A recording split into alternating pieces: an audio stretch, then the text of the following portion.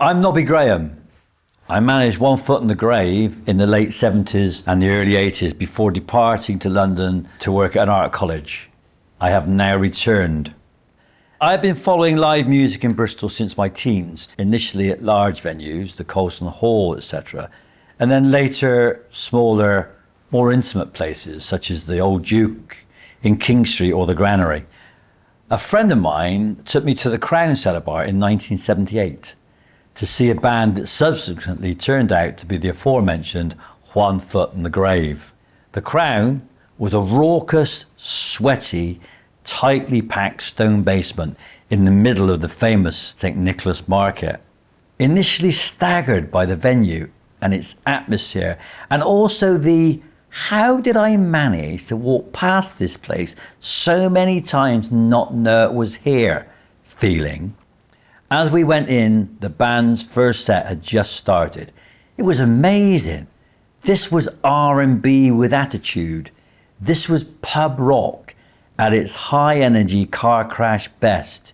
It was punk, but without its ridiculously assumed posturing. Obviously the bands who played here played to entertain and to excite, to increase your heartbeat and to make you dance. As the gig came to its third encore close, in a fit of preposterously over-exuberant dancing, I broke my full-arm plaster cast clean in half.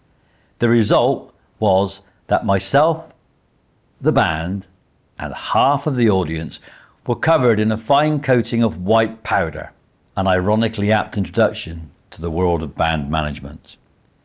I met the band, we all became mates, and later they asked me to manage them. It didn't matter that I had no experience, neither had they.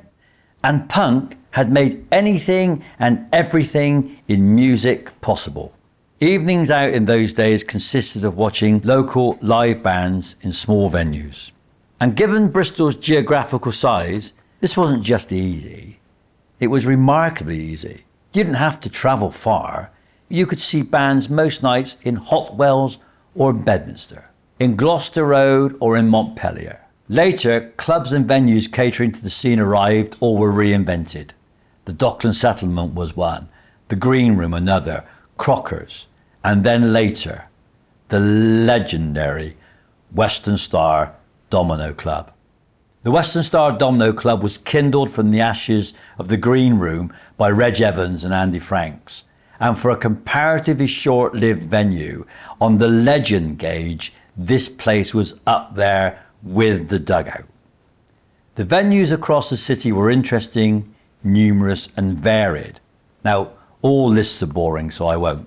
But with the venues came the music community. There was actually very little rivalry between local bands for gigs. If you were good enough, there were plenty to go around. We'd watch each other play in pubs and clubs every Thursday to Sunday. And for the non-live nights or before the music, there were the music pubs that rarely had live acts, but they had something else. They had the jukeboxes. And these were pubs like the Lion in Clifton Wood, the Bell in Jamaica Street, the Old Castle Green Old Market, and the Plume of Feathers in Hotwells, and many, many more. Now, let's fast forward to Wednesday the 29th of July, 1981. For those of you who can remember, a national holiday in order to celebrate the wedding of Prince Charles and Lady Diana Spencer. Most people know what they did that day. They probably watched or avoided watching the wedding. We were in Cave Street in St. Paul's. We were in Cave Studios, then run by Bill and Andy, the Cavemen. Now these were young lads on the way to making a mark. We chose these studios and a day as the place to attempt to engineer, record and mix a 3-track EP. It's the naivety of the young. But with Andy and Bill stoking the studio engines and Franksy fine-tuning the drive, our plan gradually came together. My vital role as manager was to make tea and coffee, then later run errands for more and more alcoholic beverages. We'd been in studios before, cutting some fine demos at Crescent with David Lord. But from the off, there was something very special about this session. Franksy, as a producer, was a musician and a great live sound man, working at the time for Biggles and then later Showtech PAs. But more importantly, he was our sound man. He knew the band and the sound that we and he wanted, and he and the fantastic Andy and Bill supplied it in shovel loads. I'm embarrassed by how long it took me to realise that musicians are merely part of a process. I believe now that producers like, for example, textile designers are often overlooked by the majority of people who only see or hear the finished article without knowing the process. Good producers are like gold. Being in studios and working with musicians made me return to sleeve notes to check the production teams, and then surprise, surprise, most of my favourite acts used the same producers in the same studios.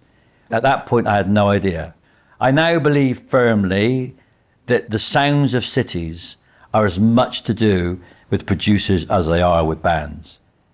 As time passed, Bristol has built a worthy reputation as a creative city.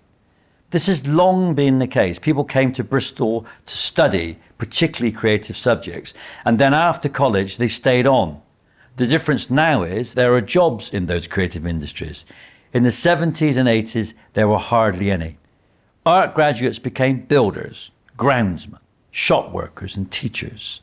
The attraction of Bristol was strong enough to make people want to stay to be a part of everything. And aside of college, there are many stories of people who came to Bristol for a mate's birthday or gig and they never left. There are people to this day who still swear I was a student at Bowyer Ashton with them, simply because I was always hanging out there. There is another true story of someone who came to visit a friend at that college who, upon finding that they had a piano, went back every day for 2 years. Basically, once you got into Bristol, people take it on and they want to stay, and they'll do any job to do so. And also, to be fair, in those days the welfare system, cheap accommodation and squats made Bristol a relatively easy place to survive on a limited budget.